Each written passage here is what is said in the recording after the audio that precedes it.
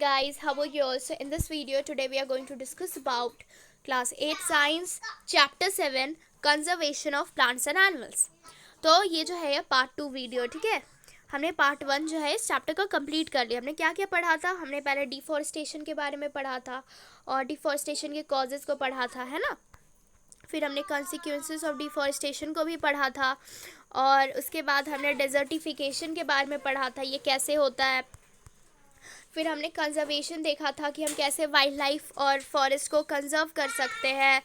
तो जैसे कि वाइल्ड लाइफ सेंचुरीज बना के, नेशनल पार्क, बायोस्फीयर रिजर्व, तो इनको हमने थोड़ा थोड़ा समझा था, पर अब हम ना डिटेल में समझेंगे। बायोस्फीयर रिजर्व को हमने समझा था, ठीक है, डिटेल में थोड़ा। तो और हमने flora and fauna. Flora and fauna क्या होता है हमारा? Plants and animals. Exactly, flora and fauna होते हैं हमारे प्लांट्स एंड एनिमल्स। इनको भी हमने समझा था कुछ, फ्लोरा एंड फोना की होता क्या है ना। अब हम पढ़ेंगे एंडेमिक स्पीशीज़ के बारे में, ठीक है। तो यहाँ पे हमें एक स्टोरी दी गई है। अब जैसे ही जो ग्रुप है ना वो डिफॉरेस्ट एकदम अंदर जंगल में चला जाता है, तो जो बच्चे हैं ना वो बहुत ज़्यादा सरप्राइज हो जाते हैं कि वो एक बड़े से स्क्विरल, एक बड़ी सी गिलहरी को देखते हैं। ये जो स्क्विरल है उसका बड़ा सा और फ्लफी सा पूंछ था।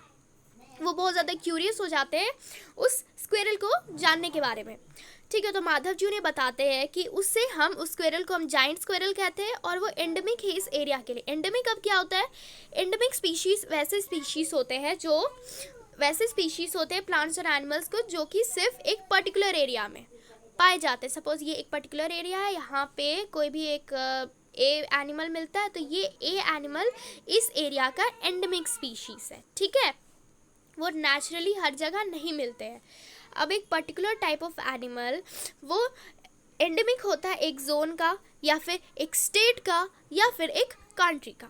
माधव जी उन्हें साल और वाइल्ड मैंगो, ये एक ट्री होते हैं, वो दो एग्जाम्पल है। ये जो है ना ये दो एग्जाम्पल है क्या चीज़ के? ये एग्जाम्पल है एंडेमिक फ्लोरा के पंचमढ़ी बायोस्फीयर रिजर्व के, यानी कि तीख और क्या था? Wild mango. तीग और वाइल्ड मैंगो जो है ना वो एंडेमिक फ्लोरा है, एंडेमिक प्लांट्स है पंचमढ़ी बायोस्फीयर रिजर्व का। बाइसन, इंडियन जाइंट स्क्विरल और फ्लाइंग स्क्विरल जो है ना वो एंडेमिक फौना है इस एरिया के। प्रोफेसर अहमद उन्हें बताते हैं कि जो उनके हैबिटेट का डिस्ट्रक्शन होता है और इंक्रीजिंग पॉपुलेशन होता है और इंट्रोडक्शन ऑफ न्यू स्पीशीज़, वो अफेक्ट कर देता है उनके नेचुरल हैबिटेट को, और जो एंडेमिक स्पीशीज़ है ना वो उनके एग्जिस्टेंस में इंडेंजर हो जाता है। तो पहला क्या रीज़न होता है?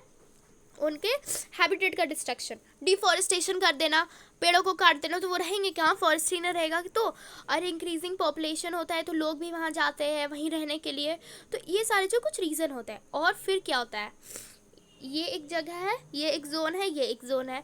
इस जगह के एंडेमिक स्पीशीज़ को हम यहाँ ले आएंगे, तो यहाँ के एंडेमिक स्पीशीज़ और इस जगह के एंडेमिक स्पीशीज़ दोनों यहाँ पे रह रहे हैं, तो दोनों को जो है ना बहुत ज़्यादा प्रॉब्लम फेस करना पड़ता है, ठीक है। क्योंकि देखो यहाँ पे ये एंडेमिक स्पीशीज़ जो है ना वो यहाँ पे रहते नहीं है ना। वो तो यहाँ पे रहते हैं तो उनको भी नया टाइप का सब कुछ मिलता है, हैबिटेट मिलता है, अडेप्शन मिलता है, तो वो बहुत ज़्यादा उनके सर्वाइवल को अफेक्ट करता है, ठीक है। अब स्पीशीज़ क्या होता है? तो स्पीशीज़ जो होते हैं ना वो एक ग्रुप ऑफ पॉपुलेशन होता है that are capable of interbreeding, ठीक है। वो ब्रीड कर सकते हैं, वो they are capable of interbreeding, ठीक है। वो खुद में ब्रीड कर सकता है।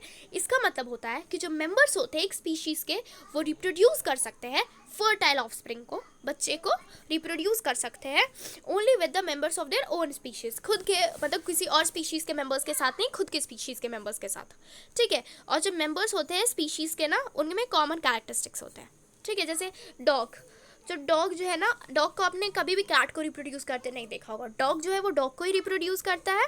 जो डॉग है वो जो डॉग बेबी डॉग होता है, पपी होता है, वो उसका जो कैरेक्टरिस्टिक्स है वो सिमिलर होता है इस बड़े डॉग से, ठीक है। अब हम पढ़ेंगे वाइल्ड लाइफ सेंचुरी के बारे में। अब जैसे ही जो पहेली है वो एक बोर्ड देखती है जहाँ पे लिखा हुआ रहता है पंचमढ़ी वाइल्ड लाइफ सेंचुरी। तो यहाँ पे था प्रोफेसर अहमद उन्हें बताते हैं, हाँ, तो प्रोफेसर अहमद उन्हें बताते हैं कि जो किलिंग होता है, मारना या फिर कैप्चर करना एनिमल्स को इन जनरल में वो स्ट्रिक्टली प्रोहिबिटेड होता है, एकदम उसकी मनाही होती है, ठीक है। और ये पनिशेबल होता है लॉ की तरफ से अगर हम कोई भी हंटिंग पोचिंग करें उस एरिया में। अब वाइल्ड लाइफ सेंचुरीज जैसे कि जो रिजर्व फॉरेस्ट होते हैं वो प्रोवाइड करते हैं प्रोटेक्शन प्रोटेक्शन प्रोवाइड करते हैं और सूटेबल लिविंग कंडीशन प्रोवाइड करते हैं वाइल्ड एनिमल्स को। वो ये भी बताते हैं कि जो पीपल है एक वाइल्ड लाइफ सेंचुरीज में रह रहा है वो कुछ एक्टिविटीज़ कर सकता है। अब देखिए इन जनरल जो है लोग होते हैं ना वो वहाँ पे जाके कुछ भी हंटिंग पोचिंग कुछ भी नहीं कर सकते, ठीक है, उन्हें पनिश किया जाता है। पर वहाँ पे जो लोग रहते हैं ना वो उनके लाइफ स्टॉक को जो भी है वो एनिमल्स को पाल रहे हैं उसे ग्रेज करवा सकते हैं वाइल्ड लाइफ सेंचुरीज में। मेडिसिनल प्लांट्स यानी कि हर्ब्स को कलेक्ट कर सकते हैं और फायर वुड को कलेक्ट कर सकते हैं जलाने के लिए, ठीक है, खाने पकाने के लिए। अब कुछ थ्रेटेंड वाइल्ड एनिमल्स है, उनके नाम है black buck, white eyed buck, elephant, golden cat, pink headed duck, घड़ियल, marsh crocodile, python, rhinoceros etcetera. और जो है वो प्रोटेक्ट किए जाते हैं और प्रिजर्व किए जाते हैं हमारे वाइल्ड लाइफ सेंचुरीज में। इंडियन सैंक्चुरीज होते हैं, इंडियन वाइल्ड लाइफ सेंचुरीज, उनके बहुत ही यूनिक लैंडस्केप होते हैं। उसका क्या होता है, ब्रॉड लेवल ऑफ फॉरेस्ट, बड़े बड़े से फॉरेस्ट, माउंटेन होते हैं, माउंटेन फॉरेस्ट, और बुश लैंड्स होते हैं और डेल्टाज होते हैं बड़े बड़े रिवर्स का। अब ये भी है कि अगर जो प्रोटेक्टेड फॉरेस्ट है ना, जो प्रोटेक्ट किया हुआ फॉरेस्ट वो भी सेफ नहीं है, क्योंकि जो लोग उसके आसपास में रहते हैं वो वहाँ पे जाते हैं और उसे डिस्ट्रॉय करते हैं। अब ये एक प्रोटेक्टेड फॉरेस्ट है तो यहाँ से दूर दूर से तो लोग नहीं आएंगे, ठीक है, क्योंकि उनकी मना ही है। पर यहाँ पे जो पास में जो लोग रहते हैं ना वो वहाँ पे जाते हैं और फिर उसे डिस्ट्रॉय कर देते हैं। चिल्ड्रन को याद आता है ना कि वो जो जू गए थे, वो याद करते हैं कि जो जूज होते हैं ना वो भी एक जगह होते हैं जहाँ पे एनिमल्स को प्रोटेक्शन मिलता है। अब हम पढ़ेंगे नेशनल पार्क के बारे में। रोड साइड पे एक और बोर्ड था जिसमें लिखा हुआ था सतपुरा नेशनल पार्क। अब जो चिल्ड्रन है ना वो बहुत ज़्यादा ईगर हो गए वहाँ जाने के लिए। माधव जी उन्हें बताते हैं कि ये जो रिजर्व्स होते हैं वो बहुत बड़े होते हैं और बहुत ज़्यादा डाइवर्स होते हैं कि वो पूरे सेट ऑफ इकोसिस्टम को प्रोटेक्ट कर सकते हैं। वो प्रिजर्व करते हैं फ्लोरा, प्लांट्स को, फौना, एनिमल्स को, लैंडस्केप को, यानी कि वहाँ के माउंटेन्स वगैरह, रिवर्स हो गए, पॉन्ड्स वगैरह हो गए, उन चीज़ों को भी वो प्रोटेक्ट करते हैं। और हिस्टोरिक ऑब्जेक्ट्स को भी करते हैं उस एरिया में। जैसे हिस्टोरिक ऑब्जेक्ट्स, कोई वहाँ की कोई पेंटिंग हो गई, बहुत पुरानी पेंटिंग जो रॉक वगैरह में की जाती थी, वो सब को भी प्रिजर्व करते हैं, ठीक है, प्रोटेक्ट करते हैं। सतपुरा नेशनल पार्क जो है ना वो फर्स्ट फॉरेस्ट रिजर्व है इंडिया का, ये इंपॉर्टेंट है। जो फाइनेस्ट इंडियन टीक है, अब टीक क्या होता है, टीक जो होता है ये एक ट्री होती है, जो सबसे अच्छी क्वालिटी ऑफ टीक है ना वो इसी फॉरेस्ट में मिलती है। अब देयर आर मोर देन 100 से भी ज़्यादा जो है नेशनल पार्क है इंडिया में। अब देखिए रॉक शेल्टर्स जो है ना वो भी सतपुरा नेशनल पार्क के अंदर पाए जाते हैं। अब रॉक शेल्टर्स क्या होते हैं, बड़े बड़े पत्थरों से बनाए हुए जो घर टाइप के होते हैं। ये जो एविडेंसेस है प्री हिस्टोरिक ह्यूमन लाइफ के, जो पहले में एंशियंट टाइम में जो लोग रहते थे उनके एविडेंस है। इन जंगल्स में ही तो वो रहते थे। वो हमें बताते हैं कि प्रिमिटिव पीपल के जो है वो कैसे रहते थे। रॉक पेंटिंग्स जो है ना वो इन शेल्टर्स में मिलती है, यानी कि बड़े बड़े चट्टानों पे पेंटिंग की जाती है। अब टोटल जो है ना 55 रॉक शेल्टर्स जो है ना वो पंचमढ़ी बायोस्फीयर रिजर्व में मिले हैं। अब देखिए उसमें पेंटिंग्स में क्या होता है, एनिमल्स के फिगर्स होते हैं और फिर जो लोग हैं वो लड़ने के पिक्चर्स होते हैं बनाए हुए, हंटिंग के, डांस करने के, गाने बजाने के, और वो जो है सब कुछ इन पेंटिंग्स में हमें देखने को मिलता है। और कुछ ट्राइबल्स जो है ना वो अभी भी इन एरियाज़ में रहते हैं। अब बच्चे जैसे ही आगे जाते हैं तो उन्हें दिखता है सतपुरा टाइगर रिजर्व का बोर्ड। माधव जी बताते हैं कि जो प्रोजेक्ट टाइगर है, एक प्रोजेक्ट है जिसका नाम है टाइगर, वो लॉन्च किया था गवर्नमेंट ने टाइगर्स को बचाने के लिए, प्रोटेक्ट करने के लिए कंट्री में। ये आपको टाइगर के बारे में तो पता ही होगा, जो टाइगर है वो उसका जो अमाउंट है, नंबर है, वो बहुत जल्दी डिक्रीज हो रहा है, बहुत रैपिडली डिक्रीज हो रहा है ना, तो उसी के लिए प्रोजेक्ट टाइगर लॉन्च हुआ है। अब इस प्रोजेक्ट का ऑब्जेक्टिव है कि हमें सर्वाइवल जो होता है ना, सर्वाइवल और जो मेंटेनेंस होता है टाइगर की पॉपुलेशन का, वो कि जो टाइगर बचे उनसे इंश्योर कर सके कि जो सर्वाइवल और जो मेंटेनेंस है टाइगर पॉपुलेशन का वो कंट्री में हो रहा हो अच्छे से, ठीक है, अच्छे से रह रहे हो और टाइगर पॉपुलेशन का अच्छे से मतलब अच्छे से वो रह पा रहे हैं, उनको हैबिटेट वगैरह सब कुछ मिल रहा हो। टाइगर ये one of the many species which are slowly disappearing from our forest. Tiger उन्हीं में से एक स्पीशीज है जो कि धीरे धीरे ख़त्म हो रहे हैं। पर जो सतपुरा टाइगर रिजर्व है ना, वो बहुत ही यूनिक है, क्योंकि उनमें जो है टाइगर में एक इंक्रीजमेंट दिखाई दिया है हमें, कि टाइगर की जो पॉपुलेशन है वो इंक्रीज हो रही है। एक टाइम था जहाँ पे जब जो एनिमल्स होते थे, लायंस, एलिफेंट्स, वाइल्ड बफेलोज और बारहसिंघा, वो भी सतपुरा नेशनल पार्क में देखने को मिलते थे। एनिमल्स जिसके नंबर जो है वो कम हो रहे हैं और उनको लगता है कि एक टाइम पे वो एक्सटेंट हो जाएंगे, ख़त्म हो जाएंगे, उन्हें हम इंडेंजर्ड एनिमल्स कहते हैं। इंडेंजर्ड एनिमल्स क्या होते हैं? वैसे एनिमल्स जो कि जिसके नंबर जो है वो डिक्रीज़ हो रहे हैं और लगता है कि एक टाइम पे आके और वो जो है वो एक्सटेंट हो जाएंगे, ख़त्म हो जाएंगे, देखने को ही नहीं मिलेंगे, उन्हें हम इंडेंजर्ड एनिमल्स कहते हैं। ठीक है, बूझों को याद आता है कि जो डायनासोर्स है ना, वो भी एक्सटेंट हो गए थे बहुत समय पहले, है ना। जो सर्वाइवल होता है कुछ एनिमल्स का ना, वो एक डिफ़िकल्ट हो गया है, वो बहुत ज़्यादा डिफ़िकल्ट हो गया है। क्यों? क्योंकि उनके जो नेचुरल हैबिटेट में डिस्टर्बेंस हो रहा है। क्या किया जा रहा है? पेड़ों को काट दिया जा रहा है। अगर पेड़ ही नहीं रहेंगे तो एनिमल्स कहाँ रहेंगे, है ना। मतलब जंगल को काट दिया जा रहा है, डिफॉरेस्टेशन हो रहा है, कुछ ऐसी चीज़ें हो रही है। प्रोफेसर अहमद उन्हें बताते हैं कि प्लांट्स और एनिमल्स को प्रोटेक्ट करने के लिए कुछ बहुत ही स्ट्रिक्ट रूल्स जो है वो नेशनल पार्क में बनाए जाते हैं। जैसे कि और ह्यूमन एक्टिविटीज़ होते हैं, जैसे कि भेड़ बकरियों को चढ़ाना, पोचिंग करना, हंटिंग करना, एनिमल्स को कैप्चर करना, या फिर लकड़ियों को कलेक्ट करना, या फिर मेडिसिनल प्लांट्स को कलेक्ट करना, वो अलाउड नहीं होते। माधव जी पहले को बताते हैं कि जो कुछ छोटे एनिमल्स हैं वो ज़्यादा डेंजर में है, वो ज़्यादा खतरे में है कि वो एक्सटेंट हो जाएंगे। बिगर एनिमल्स से वो ज़्यादा खतरे में है। देखिए क्या होता है, अगर हम किसी बड़े एनिमल को देखते हैं, सपोज हमने डॉग ही को देख लिया। डॉग तो वैसे अभी इंडेंजर्ड एनिमल नहीं है, वो तो हर जगह को आपको देखने मिलता है, बट जस्ट फॉर एग्जाम्पल, तो हम उस डॉग को नहीं मारते। पर अगर हमें स्नेक दिख जाता है तो हम स्नेक को मार देते हैं। ऐसे तो डॉग, स्नेक कोई भी हो तो हम उससे डरते, तो वो भी हमसे डरता है, वो दूर हमसे खुद जाना चाहता है। पर हम स्नेक्स को मार देते हैं, फ्रॉग्स को, लिजार्ड्स को, चमगादड़ों को बहुत ज़्यादा मारते जा रहे हैं हम, उनका ओल्स को, है ना, आउल्स को, इन सारी चीज़ों को जो है वो मारे जा रहे हैं। हमें फिक्र ही नहीं है कि उनके जो नंबर है वो भी तो इंडेंजर हो सकते हैं, इंडेंजर एनिमल्स, तो वो भी तो एक्सटेंट हो सकते हैं, बिना रियलाइज़ किए कि उनके इकोसिस्टम में उनका कितना इंपॉर्टेंस है। हम उन्हें किल कर लें मतलब हम खुद को चोट पहुंचा रहे हैं। वो साइज में तो छोटे हैं, पर उनको जो रोल है ना इकोसिस्टम में, वो इग्नोर नहीं किया जा सकता है। वो पार्ट ऑफ फूड चेन से और फूड वेब्स के पार्ट है, जो कि आपने 7 में पढ़ा था कि जो ग्रास है, ग्रास को कोई खाता है, फिर वो कोई खाता है, तब जो कीड़े को, जो भी इंसेक्ट्स होते हैं, ठीक है। मैं आपको एक एग्जांपल दे रही हूँ। जो हमारे इंसेक्ट्स होते हैं, है ना, इंसेक्ट्स को खा लेते हैं हमारे स्नेक्स, ठीक है, तब जो है वो इंसेक्ट्स है वो ख़त्म होते जाते हैं।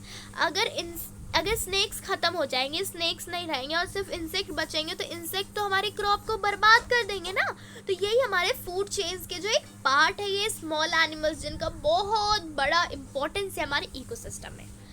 अब इकोसिस्टम जो है वो बनता है प्लांट्स, एनिमल्स और माइक्रो ऑर्गेनिज्म से, जो कि एक एरिया में रहते हैं नॉन लिविंग कंपोनेंट्स के साथ, यानी कि living component plus non living component जो साथ में रहते हैं, उन्हीं से जो है वो इकोसिस्टम बनता है।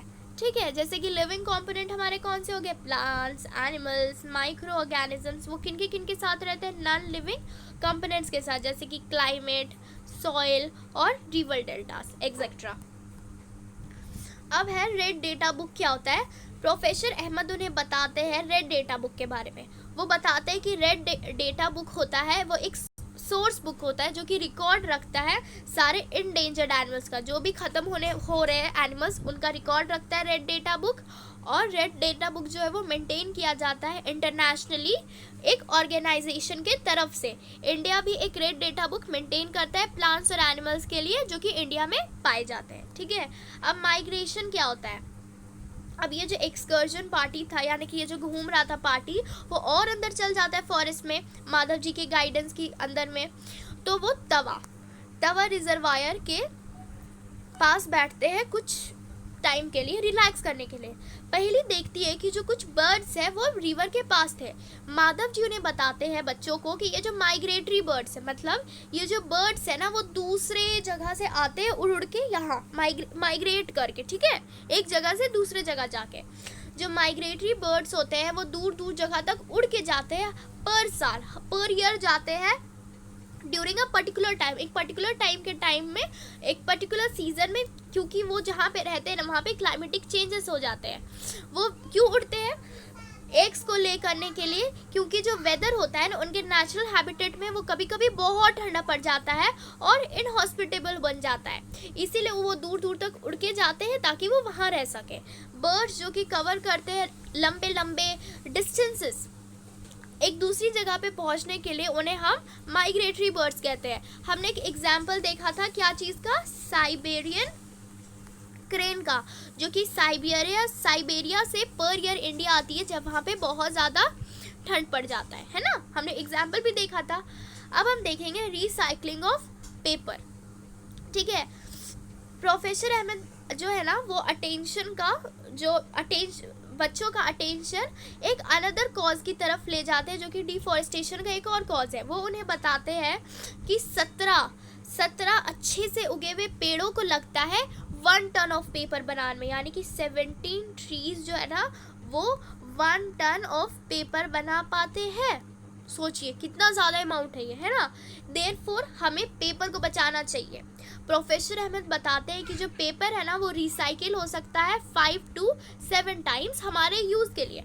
अगर एक स्टूडेंट ना एक sheet of paper per day save करेगा, ठीक है, थोड़ा छोटा लिखेगा या फिर पेज को फाड़ेगा नहीं, ठीक है, अगर ऐसे करके वो एक sheet of paper per day save करेगा तो हम बहुत सारे पेड़ों को बचा सकते हैं पर ईयर। हमें सेव करना चाहिए, बचाना चाहिए, रीयूज़ करना चाहिए यूज्ड पेपर को, कि जो पेपर यूज़ हो चुका है हमें उसे फिर से यूज़ करना चाहिए और उसे रिसाइकिल करना चाहिए। But this we not only save trees but also save energy and water needed for manufacturing paper. इससे हम सिर्फ पेड़ों को ही नहीं बचाते, हम एनर्जी को भी बचा लेते हैं और पानी को भी बचा लेते हैं जो कि पेपर को बनाने में लगता है। मोरेवर जो अमाउंट होता है हार्मफुल केमिकल्स का जो कि पेपर को बनाने में लगता है वो भी रिड्यूस होगा। तो अगर आप पेपर बचाओगे तो कितनी चीज़ें बचेंगी। अब हम पढ़ेंगे रिफॉरेस्टेशन के बारे में, ये लास्ट टॉपिक है। प्रोफेसर अहमद उन्हें बताते हैं कि जो डिफॉरेस्टेशन का यानी कि पेड़ों को काटने का जो आंसर है वो है रिफॉरेस्टेशन, यानी कि फिर से पेड़ों को लगाना। रिफॉरेस्टेशन जो होता है वो रीस्टॉकिंग होता है डिस्ट्रॉयड फॉरेस्ट का बाय प्लांटिंग न्यू ट्रीज, यानी कि जो भी फॉरेस्ट खत्म हो चुके हैं उसे हम फिर से रीस्टोर कर सकते हैं नए नए पेड़ लगा के। जो प्लांटेड ट्रीज है वो जनरली सेम स्पीशीज़ के होने चाहिए जो उस फॉरेस्ट में पाए जाते हैं। जैसे कि हमने पढ़ा पंचमढ़ी बायोस्फीयर रिजर्व में जो फाइनेस्ट टीक है वो पाई जाती है। तो अगर वहाँ पे जो डिफॉरेस्टेशन होता है तो अगर फिर से हम रिफॉरेस्टेशन करने के लिए वहाँ पे हमें टीक लगानी चाहिए, ठीक है। हमें प्लांट करनी चाहिए उससे एटलीस्ट उतनी ट्रीज जितनी हमने काटी है। जो रिफॉरेस्टेशन है वो नेचुरली भी होता है।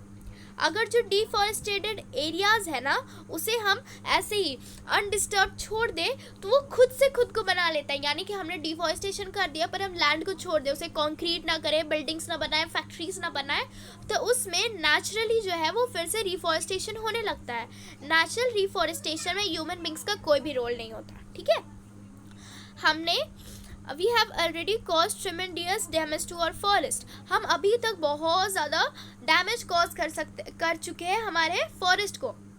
अगर हमें फिर से अपनी ग्रीन वेल्थ को फिर से रिटेन करना है हमारे फ्यूचर जनरेशन के लिए, तो जो प्लांटेशन होगा ना, जितने ज़्यादा से ज़्यादा ट्रीज़ है ना वो सिर्फ एक ऑप्शन है। आप अपने लोकेलिटी में जितने ज़्यादा से ज़्यादा ट्रीज़ प्लांट कर सकते हो आप करो।